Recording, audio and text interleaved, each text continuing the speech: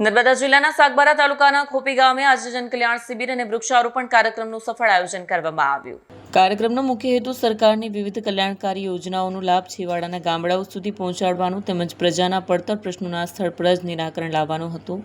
કાર્યક્રમમાં દેડિયાપાડા ધારાસભ્ય ચેતર વસાવા ઉપસ્થિત રહ્યા।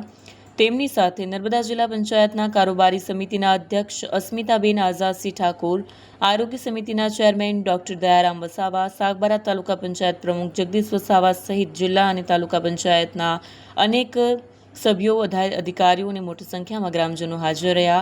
પર્યાવરણ સંરક્ષણ અને હરિયાળા ગુજરાતના સંદેશ સાથે ગ્રામજનોને વધુમાં વધુ વૃક્ષો વાવવા અપીલ કરવામાં આવી। 12 જૂનથી લઈને 20 જૂન સુધી સમગ્ર દેશમાં જલ કલ્યાણ શિબિરનું આયોજન થયું છે।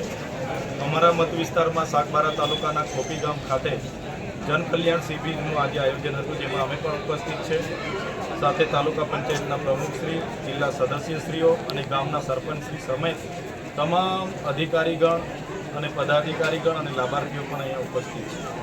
આ કાર્યક્રમનો હેતુ જે પણ યોજનાઓ બને છે, જે વિકાસની યોજનાઓ હોય, સર્વાંગી વિકાસ આ વિસ્તારના થાય, કોઈ પણ વિસ્તારના થાય, એ યોજનાઓ છેવાડાના વ્યક્તિ સુધી પહોંચે એ આ કાર્યક્રમના હેતુ છે।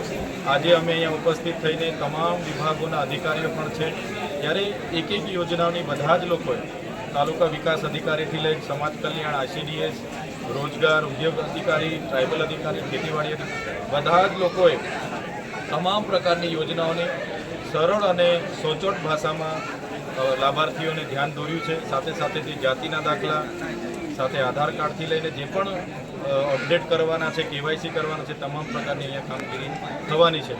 ત્યારે માત્ર ચૂંટાયેલા પદાધિકારી કે અધિકારીથી બધું શક્ય નથી બનતું, પણ જ્યારે અધિકારીગણ, પદાધિકારીગણ અને લાભાર્થીઓ બધા ત્રણેય લોકો સાથે મળીને સહિયારો પ્રયાસ કરે છે, ત્યારે જ આ યોજનાઓ જે લોકો વંચિતો છે ત્યાં સુધી પહોંચે છે।